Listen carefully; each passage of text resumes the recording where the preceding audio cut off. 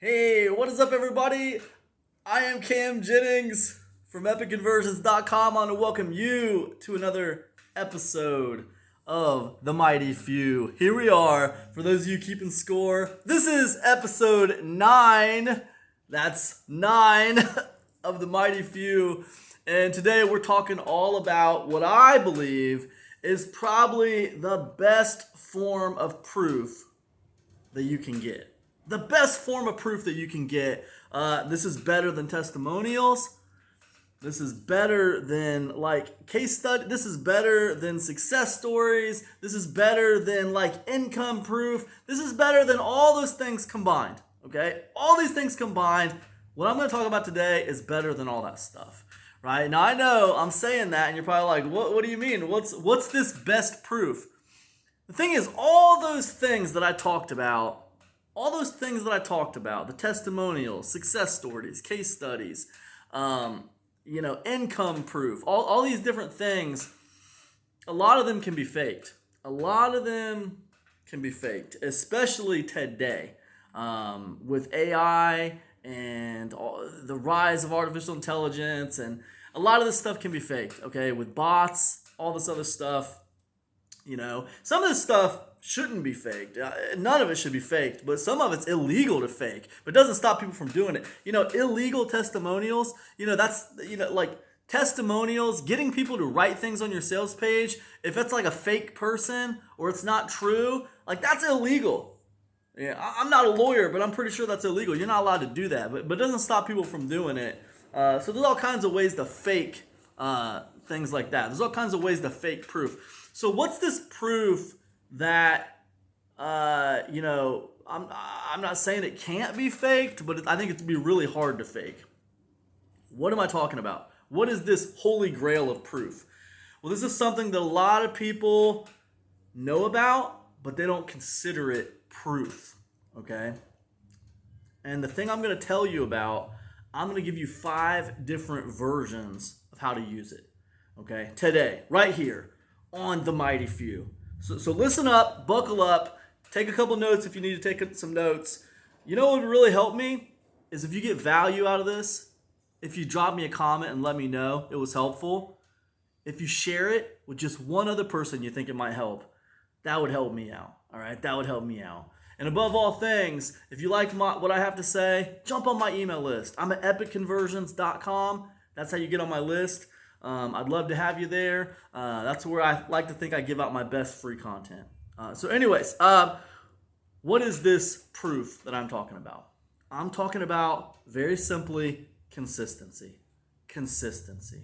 Now, this is something you're all familiar with, and I know you're going to hear what I say right now when I say consistency, and you're going to overlook what I'm saying as, oh, come on, Cam, I already know that. I know about consistency. No. Listen.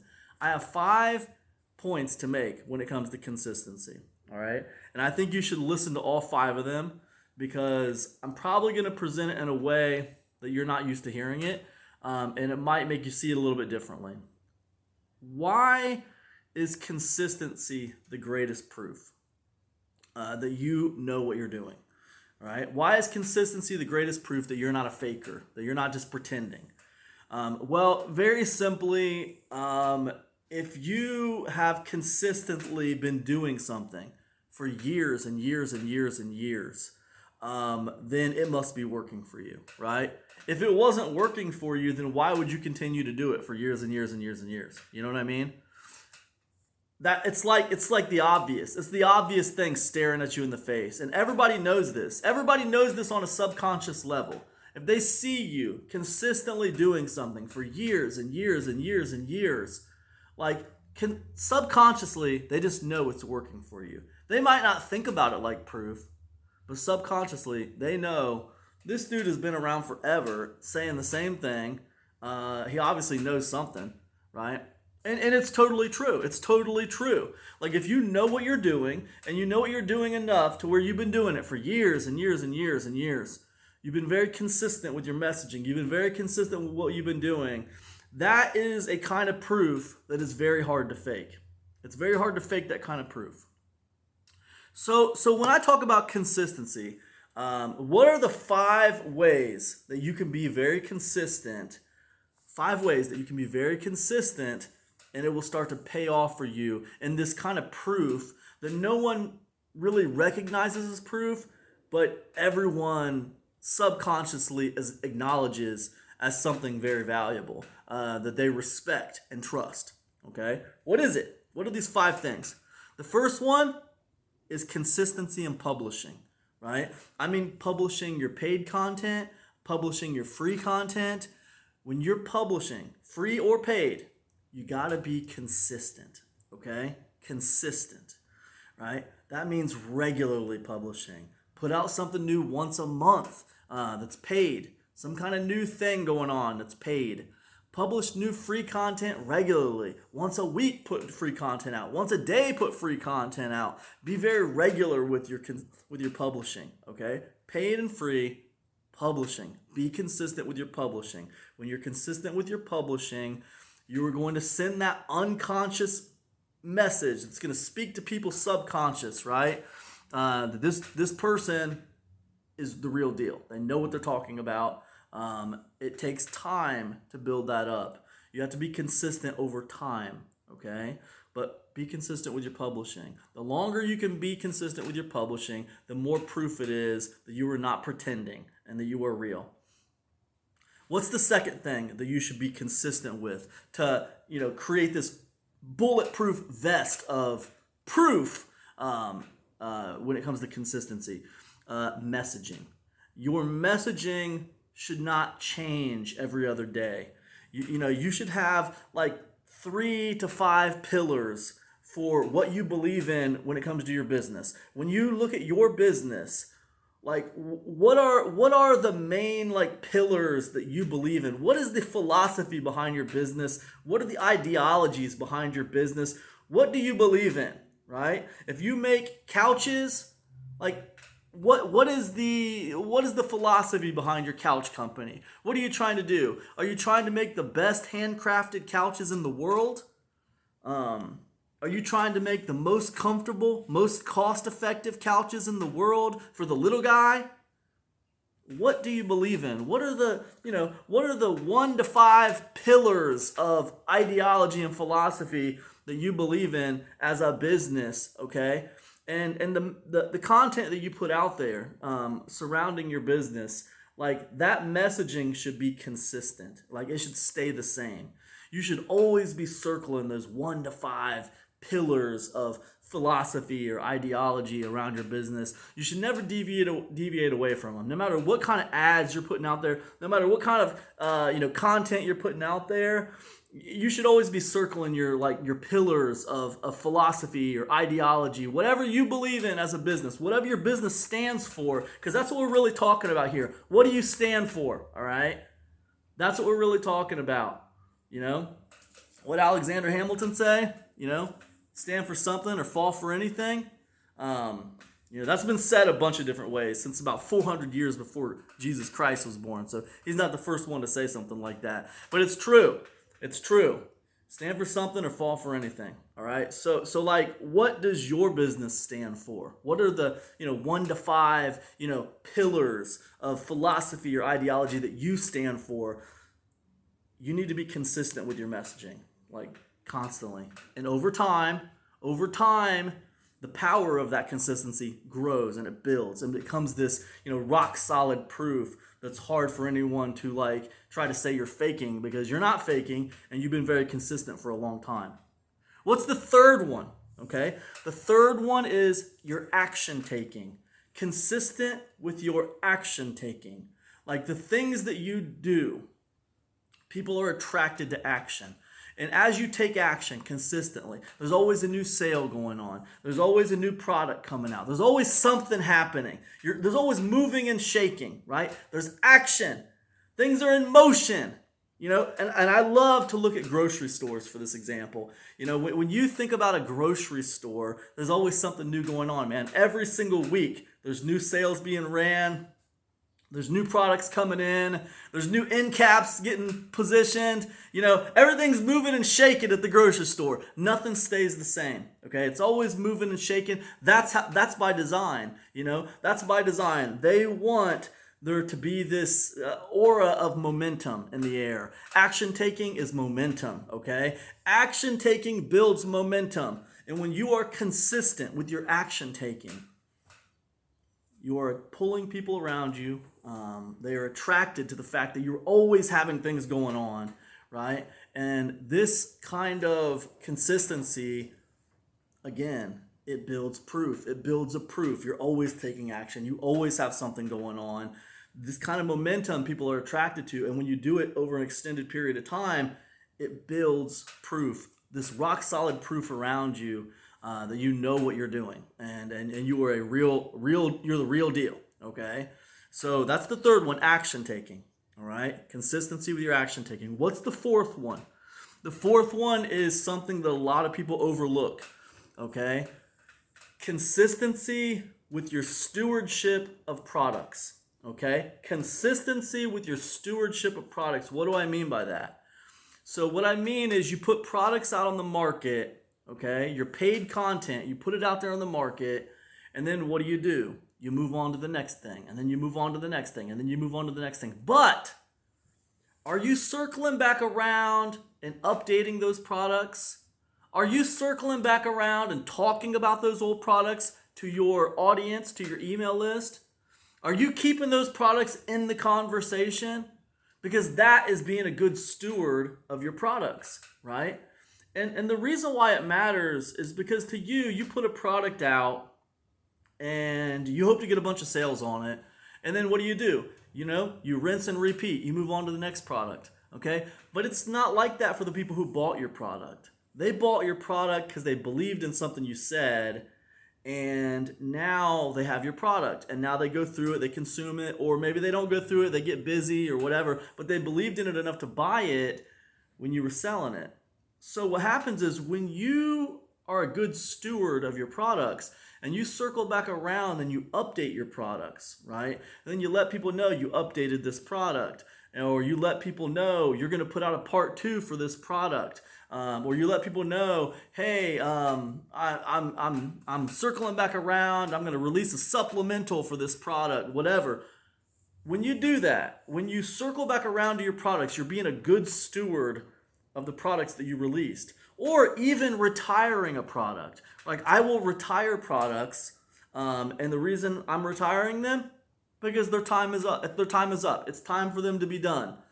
They've reached a certain age, and it was time to either update them for the current times, or it was time to retire them. Right? So I'm going to run one last sale on it before I retire it, and it's going to be done. And by doing these kinds of things, by being a good steward of your products, taking care of your products like that, and you do it consistently over years and years and years, you're sending a message to people. You're sending a message to people that you are trustworthy, you care about the products you put out, they're not just fly-by-night, they're not just money grabs. You actually care about the products you're putting out, you care about the people who buy your products, and you're doing things in a certain kind of way, and you're doing it over an extended period of time. So what this leads to is it leads to a subconscious, just subconsciously, your customers view you as someone they can trust, as someone who takes care of business, and they see you doing it consistently over and over and over again. And this creates this kind of proof around you, this bulletproof vest of proof around you. So being a good steward of your products consistently is a big deal, and that's number 4. Now the 5th one, this is very, very important, and some people overlook this. They don't get this one. But the 5th way that you can be consistent, okay, that can help you out a lot when it comes to proof, is by the conveyance of all these other things I've talked about. When I talked about publishing, when I talked about your messaging, when I talked about your action taking, and when I talked about being a good steward of your products, the 5th one is the conveyance of these things. Okay, what do I mean by that? I mean that consistently, you are talking about on social media, to your email list, on your YouTube channel, you're talking about these things that you're doing, right? If you're taking action a lot, you're talking about it on social media. You're talking about it on your YouTube channel. You're talking about it to your email list. If you're running a sale, you're talking about it. If you're releasing a new product, you're talking about it. If you're doing an affiliate marketing campaign and you just promoted somebody's product, you're talking about it, right? You're always talking about the things that you're doing, the products that you're publishing, the action that you're taking. If you're retiring a product or if you're circling back around to update a product, you're talking about it. You're always talking about these things. The conveyance of this consistency, okay? The conveyance of how consistent you are, the conveyance of your action taking, the conveyance of your publishing. Because the reason why it's important is because people just, it's busy and no one's paying attention to you as much as you're paying attention to yourself. You think people are paying attention to you. A lot of newbies, they'll send one email out and they won't get any sales and they'll think, oh, nobody cares. When the truth is, nobody even saw the email. Very few saw it. Some opened it. Few read it. Very few clicked or whatever. It's just one email, okay? It takes a lot of follow-up to start to get people taking action. No one is paying attention to what you're doing as much as you are, and it is a big mistake to think that they are, okay? No one's paying attention to the emails that you write as much as you are. No one's paying attention to the products that you create as much as you are.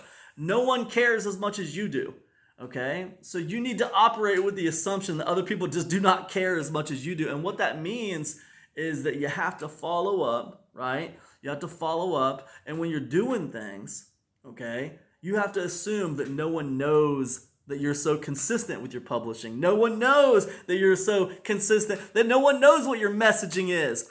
No one cares or knows. You have to be consistent with your messaging. You have to let them know what you're about over and over and over again. Okay? You have to be consistent with your action taking, yes, but you have to let them know you're consistent with your action taking. If you've released the product every single month this year and you had a goal to release 12 products this year and you accomplished that goal, you need to talk about your goals. Talk about how you had a goal to release 12 products and you're really proud of yourself because you released all 12 of them. Here's the 12 products you released this year. You've taken extreme, relentless action. You're very proud of yourself for doing it. You're going to continue this fire on into next year. Whatever. You talk about it. You talk about it. The conveyance of these things that you're being consistent with, you have to convey it, okay? So these are the 5 things. These are the 5 ways that you can really, really make consistency work in your favor as far as just subconscious proof that no one's really gonna try to refute. No one's really, you can't really fake this kind of stuff I'm talking about. You actually just have to do it. And I'm telling you what, man, if you do a year, okay, of product launching, and you do a year of daily emails, and you do a year of consistent publishing and doing all these things I'm talking about, right? That kind of proof is so much greater than putting a screenshot of the $3,000 you made yesterday on your sales page. And the reason why is because that $3,000 screenshot, that can be faked. Some testimonial that someone wrote for you, it might be real, it might be fake. And that's what your customers think. It might be real, it might be fake, who knows, But this consistency thing that I'm talking about, and being consistent in these 5 areas that I'm talking about, no, you can't really fake that. That's not really something you can fake. It takes time, it takes effort, and it takes a concerted focus of energy, right? And you can't fake it, and it's really, really helpful, and it's going to, bottom line, make you more money. That's what it's going to do. So anyways, listen, man, this is The Mighty Few. Thank you for stopping by. And you know what, man? If you could do me a favor, share this episode with someone you think it might help, and you'll be helping me out. So that being said, drop me a like in the comment section wherever you're watching this. Let me know what you think, and I will see you in the next episode of The Mighty Few. All right, peace now.